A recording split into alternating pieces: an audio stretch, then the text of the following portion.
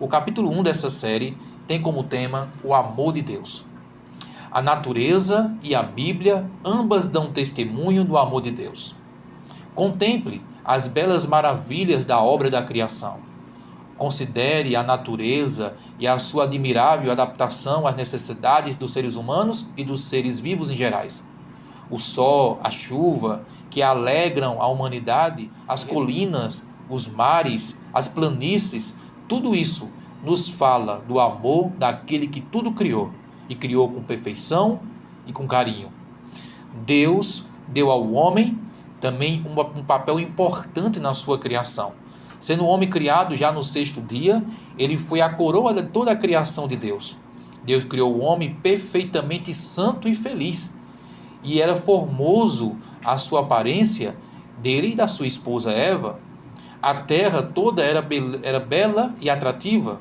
Ao sair da mão do Criador, o mundo inteiro estava em perfeita harmonia com as leis do Senhor. Não havia sinal de morte nem decadência, e nem havia sombra de maldição sobre a terra.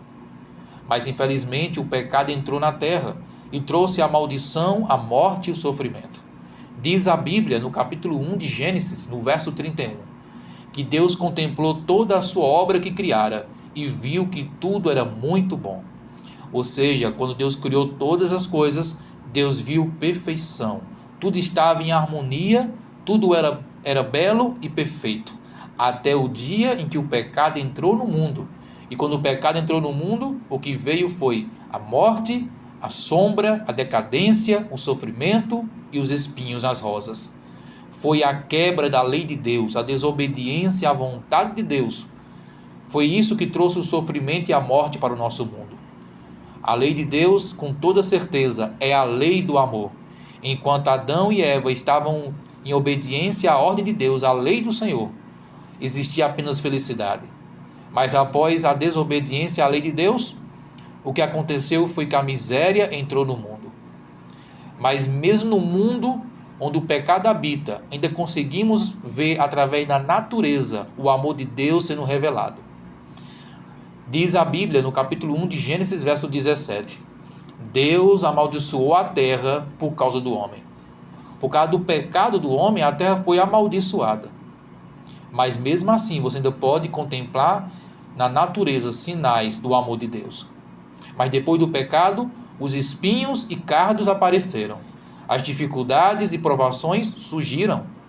Mas o mundo, embora caído, não é todo tristeza e miséria.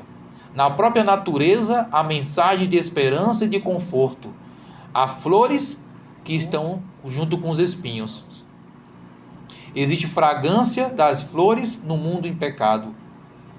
A Bíblia diz em 1 João capítulo 4, verso 8, Deus é amor. E se está escrito sobre cada botão de flor que desabrocha, sobre cada haste de erva que brota e floresce. Os amáveis passarinhos, quando cantam e enchem o céu de música, isso tudo nos dá testemunho do amor de Deus. As flores delicadas, com a sua perfeição, estão impregnando os ares com perfume. Tudo isso testifica da eterna e paternal solicitude do nosso Deus, do desejo de Deus de tornar felizes as suas criaturas. Mesmo nesse mundo, como já falei, que o pecado habita, podemos perceber, através desses elementos da natureza, o amor, o cuidado e o desejo de Deus para a humanidade. A palavra de Deus também revela o caráter de Deus. Não é somente a natureza, mas também a palavra de Deus, a Bíblia Sagrada. Ela proclama o infinito amor e a misericórdia. Isso mesmo, ela proclama o infinito amor e a misericórdia. Mas Satanás tentou levar o homem de várias formas a achar que Deus não é amor, enquanto a Bíblia diz que Deus é amor. Satanás tem colocado na mente do ser humano a ideia de que Deus é um juiz severo, que tem prazer em condenar, enquanto na verdade Deus é um pai amoroso que tem o seu desejo em salvar. Por mais que haverá um juízo final, isso não quer dizer que Deus é um juiz severo, mas apenas quer dizer que Deus está nos oferecendo diariamente a sua graça para sermos absolvidos no julgamento divino. O Filho de Deus, Jesus, veio à Terra também para mostrar o amor e o caráter de Deus. Jesus veio à Terra para revelar quem é Deus. Quando analisamos a vida de Cristo, podemos entender o caráter de Deus. Jesus aqui na Terra nunca suprimiu uma palavra da verdade, mas sempre que falava a palavra da verdade, ele falava com amor. Em seu convívio com os pecadores, ele tinha o maior tato e cuidado. Ele nunca foi rude com ninguém, jamais pronunciou uma palavra para ser severa com alguém. Ele fez repreensões para admoestar, mas nunca foi sua intenção magoar pessoas com as suas palavras. Cristo nunca motivava dores desnecessárias a uma alma sensível. Cristo nunca censurou a fraqueza humana, mas ajudava o ser humano a sair de onde estava para onde Deus queria que eles estivessem.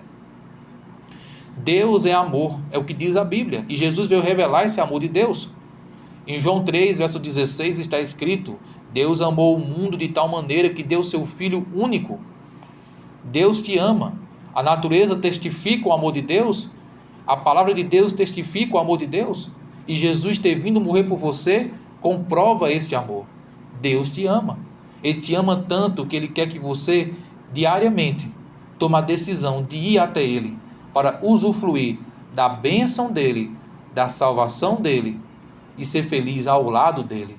Assim como nossos primeiros pais, Adão e Eva, eram felizes ao lado do Senhor.